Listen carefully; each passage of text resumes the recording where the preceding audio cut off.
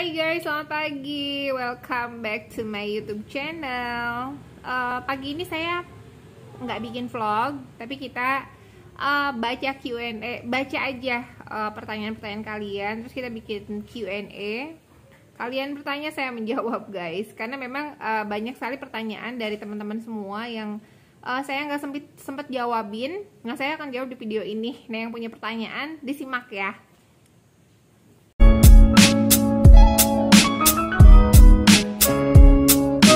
Guys, ini pagi-pagi, sebenarnya pagi ini saya ulu hatinya lagi kurang enak, jadi dari kemarin memang kurang enak. Nah, kalau misalnya ulu hati itu nggak enak, biasanya bikin anxiety itu muncul guys. Kayak misalnya, itu pengalaman saya ya guys, mungkin tiap orang berbeda-beda, cuman yang saya rasakan seperti itu.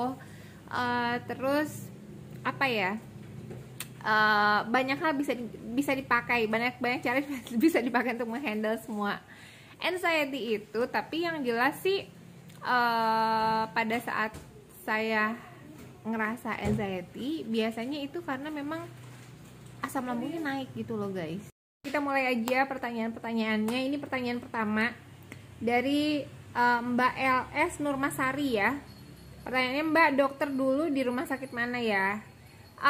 Ini kalau menurut saya, teman-teman semua, untuk rumah sakit itu dokternya semuanya sama, bagus-bagus semua dokter gastro itu.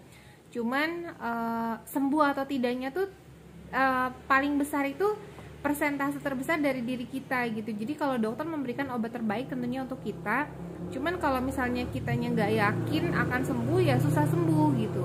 Dan kebanyakan orang itu punya target. Jadi kayak contoh misalnya, aduh besok mudah-mudahan sembuh, besok mudah-mudahan sembuh. Memang kita harus punya harapan, tapi yang terbaik itu yang saya rasakan adalah saya menerima rasa sakit itu. Jadi kalau misalnya saya berusaha minum obat, terus saya juga berusaha untuk sehat, tapi ya kalau misalnya nanti resultnya seperti apa, ya itu saya serahkan sama Tuhan gitu. Dan saya hanya menikmati saat-saat ini aja. Dari Sarmidi, ulu hati begah sakit udah 2 minggu, pengobatan dari dalam, tinggal ulu hati aja dulu gitu kak. Kalau aku ke ulu hati habis makan pasti nggak nyaman. Saya pernah merasakan seperti ini guys. Jadi kalau misalnya pada saat pertama-tama saya baru sembuh asam lambung, itu memang pada saat masuk makanan itu di sini berasa ganjel. Terus kalau kayak bangun tidur misalnya minum air putih, kayak gluk gitu kan di sini ya, berasanya seperti itu. Terus kayak kalau makan itu berasa nggak enak, itu ganjel di sini, kayak nasi itu masih di sini gitu. Nah, itu kalau cara saya sih biar membantu pencernaan saya lebih ringan untuk mencerna makanan yang saya konsumsi, biasanya saya mengunyahnya lebih lama. Jadi saya kunyah aja sampai halus banget. Karena jangan salah guys, di dalam mulut kita itu ada ada enzim, namanya enzimnya amilase. Nah, amilase itu enzim amilase kalau nggak salah. Kalau misalnya salah tolong dibetulkan ya. Nah, itu membantu untuk proses pencernaan, dan itu hanya ada di dalam mulut. Dan kalau misalnya kita contoh makan bubur gitu, langsung telan gitu, itu si enzim amilasenya nggak akan terproduksi. Jadi biar si enzim amilase itu terproduksi, itu kayak kata guru saya ya guys. Jadi biar si enzim amilase itu terproduksi, membantu pencernaan kita lebih baik, ya kita kunyah. Jadi pada saat kita mengunyah, si enzimnya itu akan keluar bercampur dengan makanan yang kita konsumsi. Dan setelah benar-benar halus dan dirasa bisa ditelan gitu. Nah, itu akan memperingan pencernaan kita bekerja gitu. Ini tentang operasi sesar. Jadi dari Mbak Tina Sandi, kakak mau tanya, kakak sudah operasi lalu kakak merasa baik-baik saja atau merasa aneh habis operasi sesar?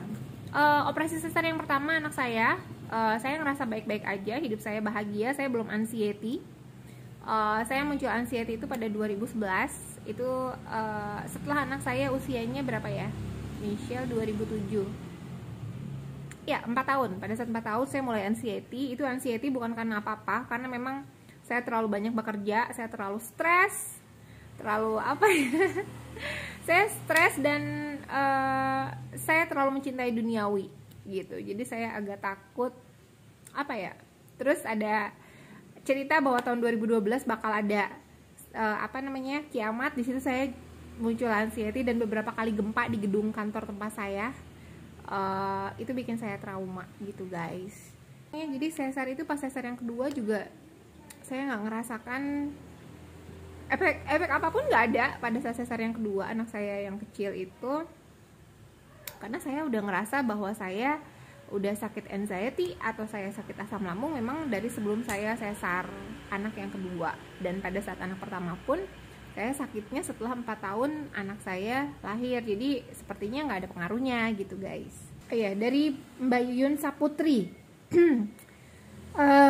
Kak, aku lagi ngerasain sesak nafas dan tenggorokan kayak nyempit recekik, jadi mau makan takut tersedak soalnya udah sesak.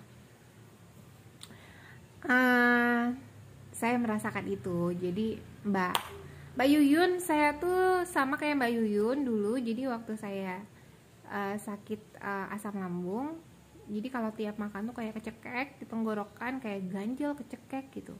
Terus saya juga sempat, kalau misalnya nelan, itu kan ciri-ciri GERD itu pada saat kita mau menelan makanan itu agak susah gitu ya.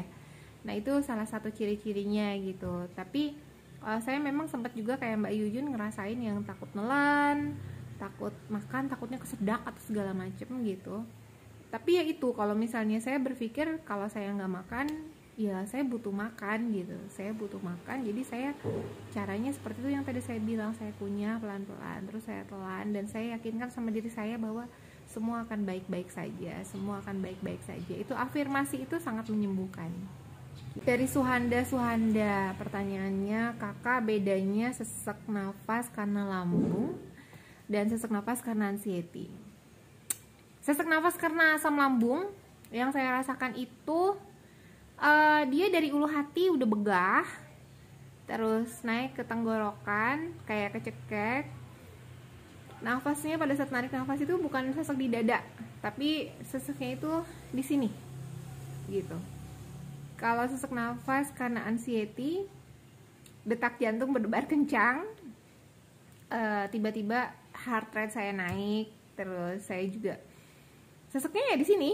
Karena memang kita kayak apa ya, itu kan kayak apa ya, mungkin tensinya bisa jadi tensinya apa ya, bisa jadi peredaran darahnya jadi, aduh saya nggak bisa deh tentang ini, saya bukan dokter. Cuman kalau karena anxiety itu biasanya saya heart rate-nya naik, terus saya deg-degan, terus saya kadang suka keliengan, terus tapi ya itu cara nyembuhinnya. Kalau misalnya sesak nafas karena anxiety, ya saya duduk, saya ambil waktu sendiri, menenangkan diri, menenangkan pikiran tanpa berpikir apapun. Saya ambil 20 menit atau 30 menit untuk istirahatin pikiran, nggak berpikir apapun. Dan saya berterima kasih sama Tuhan. Tuhan terima kasih saya masih hidup, Tuhan terima kasih saya masih dikasih nafas.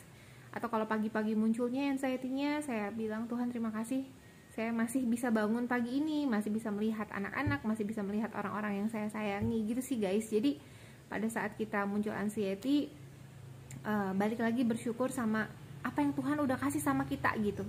Pada saat kita melihat pada saat kita berpikir, oh iya Tuhan udah memberikan, dikasih nafas hari ini tuh udah bersyukur banget gitu ya, dikasih bangun hari ini aja udah bersyukur banget. Di situ anxiety-nya mulai hilang sedikit-sedikit gitu sih.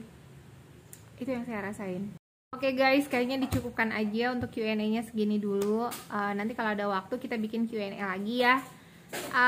Thank you for watching. Pertanyaannya ditambahin lagi nih guys, biar nanti saya bisa jawab-jawab dan bisa menambah sharing biar kita nambah pengetahuan kita. Saya juga kalau ada masukan terus saya kurang paham tentang sesuatu, nanti tolong taruh di komen ya, biar saya bisa belajar. Oke, thank you for watching dan bye bye.